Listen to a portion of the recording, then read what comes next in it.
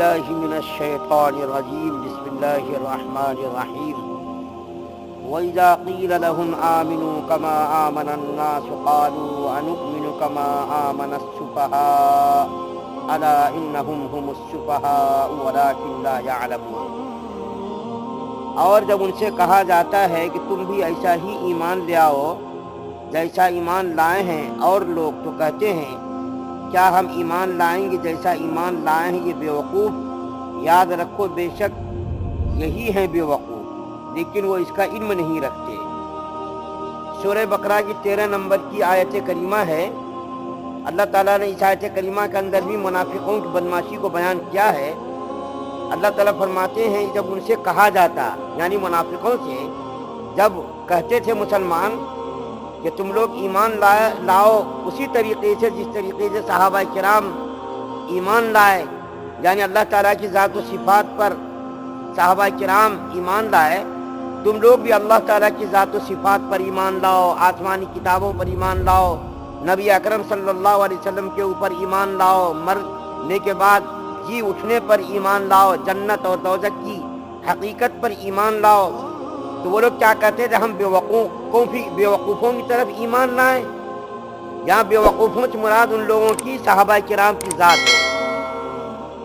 سفہا یہ سفی کی جمع ہے۔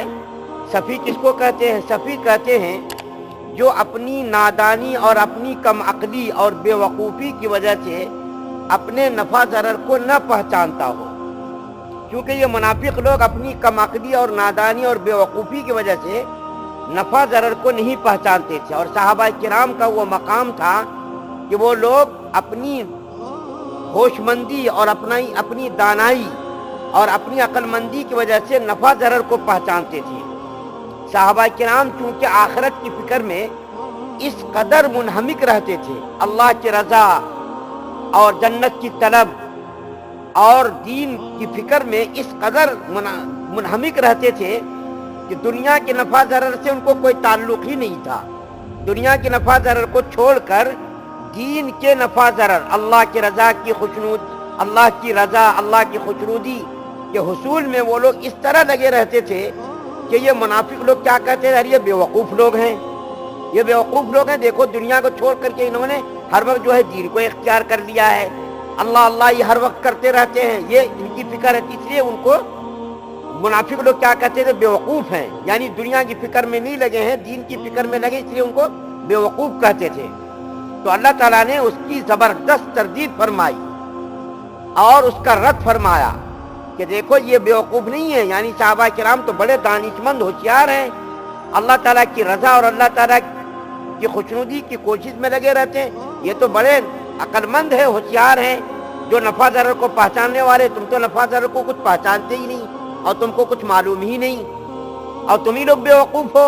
یہ صحابہ کرام بیوقوف نہیں ہیں، یہاں ناس سے مراد صحابہ کرام کی ذات ہے۔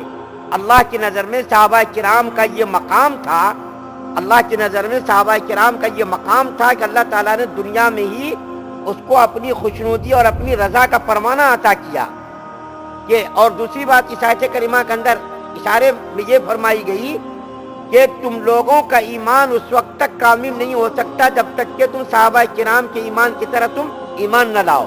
کتنی بڑی بات اللہ فرما رہے ہیں، صحابہ کرام کا کتنا بڑا مقام ہے، اور محدثین اور مفسرین کا کتنا بڑا کمال ہے کہ انہوں نے ایک ایک بات کو نکال کر کے امت کے سامنے پیش کر دیا کہ اس آیت کریمہ کے اندر اللہ تعالیٰ نے اشارہ فرمایا کہ تمہارا ایمان اس وقت تک کامل نہیں ہو سکتا جب تک کہ تمہارا ایمان بھی صحابہ کرام کے ایمان کی طرح نہ ہو۔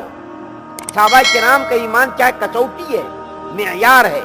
اگر کسی کو اپنا ایمان صحیح ثابت کرنا ہے اور یہ دیکھنا ہے کہ ہمارا ایمان صحیح ہے یا غلط ہے، تو صحابہ کرام کے ایمان کی طرح اپنا ایمان دیکھنا، صحابہ کرام کے ایمان کو دیکھ کر کے اپنے ایمان کو جانچنا۔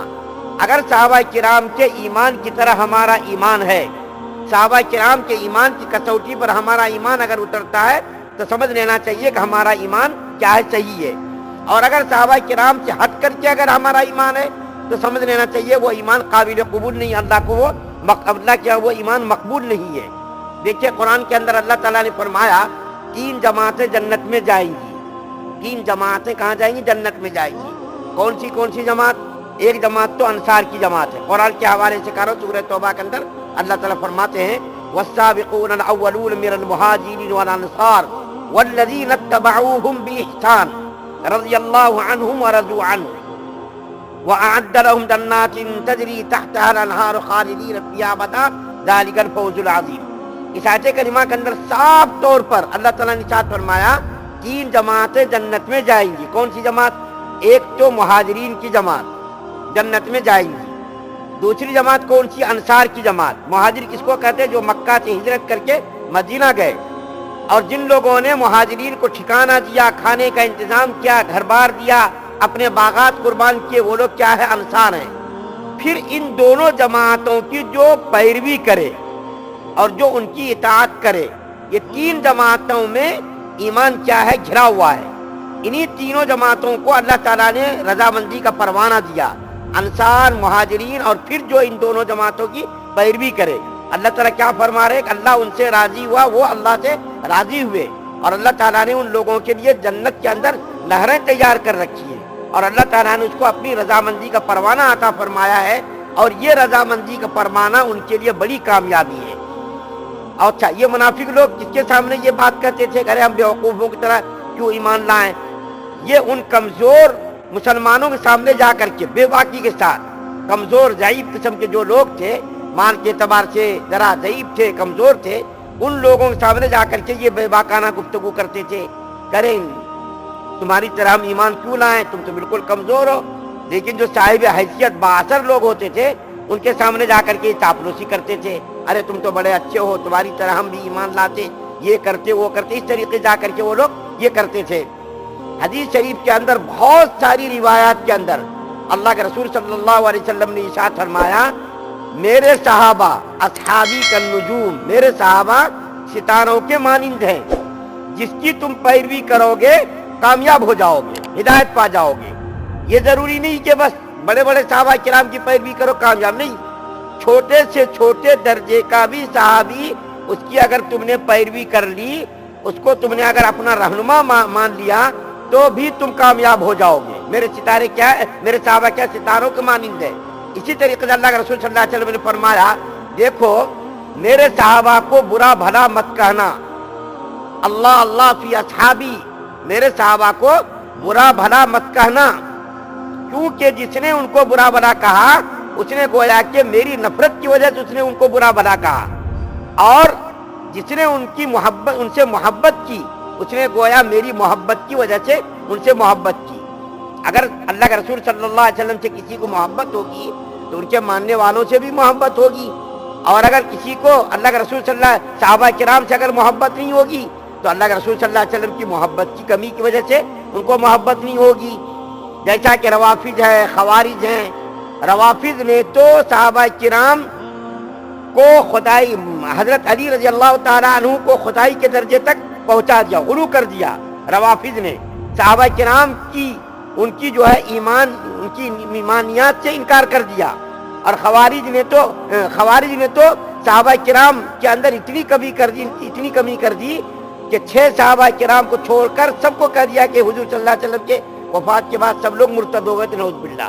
اور یہ روافض نے اتنا غلو کر دیا کہ حضرت علی رضی اللہ تعالیٰ عنہ کو خدائی تک پہنچا دیا. تو ایسا تم مت بنو، غلو مت کرو اور کمی بھی مت کرو. روافض کی طرح غلو بھی مت کرو اور خوارج کی طرح ان کی شان میں گستاخی بھی مت کرو، بلکہ اعتدال کے ساتھ تم چلو. صحابہ کرام کو ماننا ہے لیکن غلو نہیں کرنا. ایمان کے اندر، اسلام کے اندر غلو نہیں ہے. ذاتیات کے اندر غلو کرنا، ان کو خدائی کے مقام تک پہنچا دینا، یہ سب تو غلط ہے. تو اللہ تعالیٰ فرمانی چاہتے کہ ایمان کے اندر کہ یہ بیوقوف لوگ اپنے آپ کو سمجھتے نہیں. اللہ تعالیٰ نے زبردست اس کی تردید کی. جن کو نہیں معلوم ہے یہ نفع ضرر کو پہچاننے والے نہیں، اور صحابہ کرام تو اس مقام کے حامل تھے. اللہ نے اس کو وہ مقام عطا کیا، وہ نفع ضرر کو پہچاننے والے تھے. دنیا کی فکر میں نہیں لگتے تھے، لیکن دین کی فکر میں، آخرت کی فکر میں اس طرح لگتے تھے کہ ان کو معلوم تھا کہ نفع کیا ہے اور نقصان کیا ہے. تو اس آیت کریمہ کے اندر اللہ تعالیٰ نے مسلمانوں کو اشارتاً تاکید کی کہ دیکھو اگر تم اپنا ایمان صحیح بنانا چاہتے ہو اور اپنے ایمان کو تو اگر تم یہ جاننا چاہتے ہو تمہارا ایمان صحیح ہے یا غلط ہے، صحابہ کرام کے ایمان کی کسوٹی پر تم اپنے ایمان کو جانچو.